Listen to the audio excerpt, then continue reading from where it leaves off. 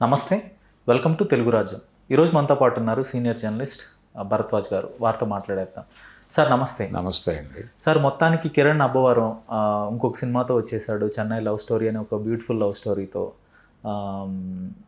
అతను తీసే సినిమాలన్నీ కూడా వెరీ గ్రౌండెడ్గా ఉంటాయి, అంటే ప్రాక్టికాలిటీ దగ్గరగా ఉంటాయి. హీరో ఎలివేషన్, మాస్ ఎలివేషన్స్ లేకుండా కొంత కథ ఎంచుకోవటంలో కొంత శ్రద్ధ తీసుకుంటున్నాడు. అది ఈసారి మరొకసారి ఫలించినట్టుగా కనిపిస్తోంది. ఏమంటారు? మీరు సినిమా చూసారు కదా. అంటే ఈ చెన్నై లవ్ స్టోరీ అనే దానికి సంబంధించి జనరల్గా ప్రేమ కథ అనగానే మనకు ఒక టెంప్లెట్ ఉంది. ఆ టెంప్లెట్ ఏమిటంటే ప్రేమ కథకి కావలసినటువంటి ముడిసరుకు ఒక అమ్మాయి అబ్బాయి వాళ్ళిద్దరూ ఒకళ్ళనొకళ్ళు ఇష్టపడటం. ఇష్టపడిన తర్వాత అక్కడ ఏదో ఒక కాన్ఫ్లిక్ట్ బిల్డ్ చేస్తారు.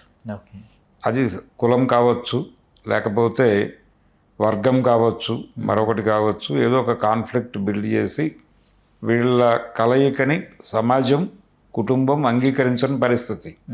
దాన్ని ఎదిరించి వాళ్ళు ఎలా ప్రేమని విజయవంతం చేసుకున్నారు, లేకపోతే ఈ సమాజపు క్రౌర్యానికి వాళ్ళు ఏమైపోయారు, ఇదే టెంప్లెట్. అయితే ఈ టెంప్లెట్కి బయట ఒకటి ఉంది. లవ్ స్టోరీ అంటే ఇది కాదు. ప్రేమకి కూడా ఒక కథ ఉంటుంది కదా. ప్రేమ అనే పదానికి ఒక కథ ఉంటుంది. వాట్ ఈజ్ ప్రేమ అనేది ఆలోచించాలిగా. ఆ వాట్ ఈజ్ ప్రేమ అనేది ఆలోచిస్తే వేరే కథలు వస్తాయి, ఈ కథలు రావు. ఈ టెంప్లెట్ బ్రేక్ అయిపోతుంది. అంటే ప్రేమ అనగా దానికి ఒక విశాలమైనటువంటి అభిప్రాయం, అది ఒక డెమోక్రటిక్గా ఉండటమే ప్రేమ. పక్కవాడిని అన్ని విధాలుగా, పక్కవాడిని అంటే పక్క వ్యక్తిని అని, అంటే పురుష స్త్రీ ఎవరైనా కావచ్చు గాక, తను ఎవరితోనైతే ట్రావెల్ కావాలనుకుంటున్నాడో వాళ్ళని సంపూర్ణంగా ఇష్టపడటం అంటే వాళ్ళలో ఉన్నటువంటి మెరిట్స్, డిమెరిట్స్ అన్నిటినీ అంగీకరించటం. వాళ్ళు ఏం చేసినా తాని కాదన్నా యాక్సెప్ట్ చేయటం. నువ్వు నాకు వద్దు అని చెబితే వినమ్రంగా నమస్కారం పెట్టి తప్పుకోవడం, దాన్ని ప్రేమ అంటారు. దీన్ని ఈ 100% ప్రజాస్వామికంగా ఉండటమే ప్రేమ. దాన్ని చాలా సందర్భాలలో చాలామంది రకరకాలుగా చెప్పారు. అయినప్పటికీ మనం ఆ టెంప్లెట్ వదలం. ఆ టెంప్లెట్ అనేది వదిలి ప్రేమ కథ ఏమిటి అనేది చెప్పగలిగితే డెఫినెట్గా మంచి సినిమా అవుతుంది ఏదైనా. ఈ చెన్నై లవ్ స్టోరీ దగ్గరకు వచ్చేసరికి ఆ ఏరియాలో కొంత తచ్చాడింది కథ. అంటే ఒక అమ్మాయి ఒక అబ్బాయి ప్రేమించుకుంటారు.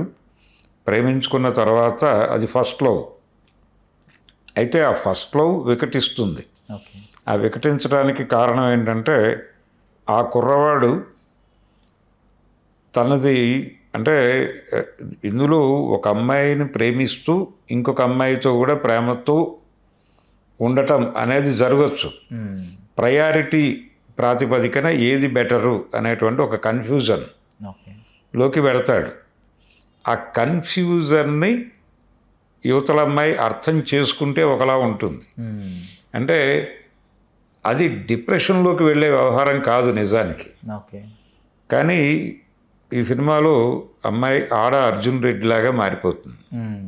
మారిపోయి ఈ రిజెక్షన్ తాలూకా డిప్రెషన్లోకి వెళ్ళిపోయి ఆవిడ తనని తాను దహించుకుంటూ ఉంటుంది. ఈ దహించుకుంటున్నటువంటి టైంలో ఒక చిన్న ఉపశమనం దొరుకుతుంది. అక్కడ ఈ ఫస్ట్ లవ్ తోపు కాదు అనేటువంటి ఒక అభిప్రాయాన్ని కలిగిస్తాడు రచయిత. ఈ ఫస్ట్ లవ్ అనేది బెస్ట్ లవ్, అది మాత్రమే ఒక అద్భుతమైన అనుభూతిని కలిగిస్తుంది. ఇలాంటి అభిప్రాయాలన్నీ తప్పు, ఇలాంటిదేం కాదు. నిజానికి అదే నిజమైతే తల్లి ప్రేమతోనే ఆగిపోవాలి కదా. అందుకని ప్రేమ అనేది దాని స్వరూపాన్ని అర్థం చేసుకొని ముందుకెళ్ళిపోవాలి తప్ప మూవ్ ఆన్ అవ్వాలి కొత్త ప్రేమని వెతుక్కుంటూ. అంతే తప్ప ఓడిపోయిన చోట ఆగిపోవడం ప్రేమ కాదు అనే యాంగిల్ తీసుకుని మూవ్ చేస్తాడు. మూవ్ చేసి దాన్ని ఆ ఫ్రేమ్లో నడపటం దగ్గర ఒక చిన్న డీవియేషన్ తీసుకుని ఒక అద్భుతమైనటువంటి ఇంటర్వల్ బ్యాంగ్ వేసేసి జనాల్ని సర్ప్రైజ్ చేయాలి అని అనుకుని ఓకే.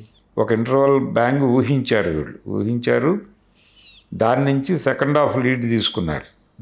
తీసుకున్న తర్వాత ఈ బ్యాంగ్ని సస్టైన్ చేసే లెవెల్లో ఆ తర్వాత కథ నడవలేదు. అంటే నిజానికి దీన్ని ఇప్పటివరకు ఏదైతే ప్రతిపాదించారో దాన్ని ఎక్స్ప్లెయిన్ చేయటం కోసం ఉండాలి తర్వాత కథ. స్వార్థం అనేది ప్రేమకి కుదరని వ్యవహారం.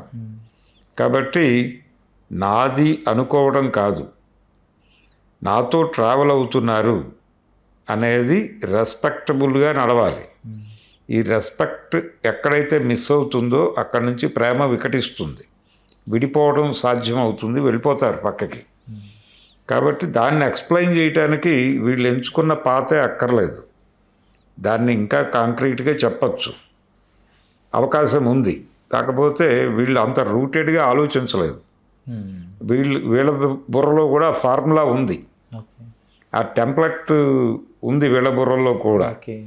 దాన్ని బ్రేక్ చేసుకుని వెళ్ళుంటే ఇంకోలా ఉండేది. వాళ్ళ ఐడియా బాగుంది, వాళ్ళ బేసిక్ ఆలోచన బాగుంది, కానీ దాని మీద జరగాల్సినంత ఇది జరగల. అయితే నిజానికి ఆ కథ మీద సంవత్సరం చర్చలు జరిగాయట. మరి సంవత్సరం చర్చలు జరిపి ఇక్కడే ఎందుకు ఆగిపోయారు అనేది వాళ్ళకే తెలియాలి. సో ఈ కన్ఫ్యూజన్ ఉన్నప్పటికీ, ఈ గందరగోళం ఉన్నప్పటికీ, మ్యూజికల్గా ఒక ప్రేమ కథకి ఏ మ్యూజిక్ కావాలో ఆ మ్యూజిక్ని అందించాడు ఆయన, మణిశర్మ గారు. అందించాడు, సినిమాని ఒక రకంగా తను భుజాన్ని వేసుకున్నాడు. అలాగే ఈ సినిమాలో ప్రధానంగా చెప్పుకోవాల్సింది హీరోయిన్ క్యారెక్టర్ ప్లే చేసినటువంటి ఆర్టిస్ట్ గురించి. తను చాలా రూట్స్లోకి వెళ్ళి ఆ క్యారెక్టర్ని అర్థం చేసుకునే ప్రయత్నం చేసింది. ఆ సఫరింగ్ని అర్థం చేసుకుంది, ఆ పెయిన్ని అర్థం చేసుకుని పెర్ఫామ్ చేసిన పద్ధతి చాలా బాగుంది. అంటే ఆర్గానిక్గా ఉంది. అది కొన్ని సీన్స్లో, పర్టికులర్గా సెకండ్ హాఫ్లో వచ్చేటువంటి ఒక శ్మశానం సన్నివేశం ఒకటి ఉంటుంది. అక్కడ చాలా ఎక్స్ట్రీమ్కి వెళ్ళి నటించింది ఆ అమ్మాయి. సో నటిగా తనకి మంచి పేరు వస్తుంది. కిరణ్ అబ్బవరంకి వచ్చేసరికి తనని తాను బలవంతంగా క్యారెక్టర్లోకి షిఫ్ట్ చేసుకున్నాడు. యాక్చువల్గా అతను మాస్ సినిమాలు, రవితేజ తరహా క్యారెక్టర్లతో కథ నడిపిద్దామనుకునేటువంటి బాపతు. కానీ నటుడిగా తనని తాను ప్రూవ్ చేసుకోవడానికి ఇది ఒక అవకాశం అని అనుకున్నాడు. అనుకుని తనని తాను ఆ ఏరియాకి తీసుకెళ్ళి కొత్తగా ప్రయత్నం చేశాడు. కానీ కష్టపడ్డాడు ఇతను అనే అభిప్రాయం కలుగుతుంది ఆడియన్స్కి. కొంత యాక్టింగ్లో కొంత పరిణతి ఏమైనా కనిపించిందా సార్ కిరణ్? లేదు, కష్టపడ్డాడు. కష్టపడటం వేరు, దాని ఫలితం వేరు కదా, మీరు ఎట్లా విశ్లేషిస్తారు? కష్టమే పడ్డాడు. కష్టపడ్డాడు అనటంలోనే మొత్తం సెన్స్ ఉంది.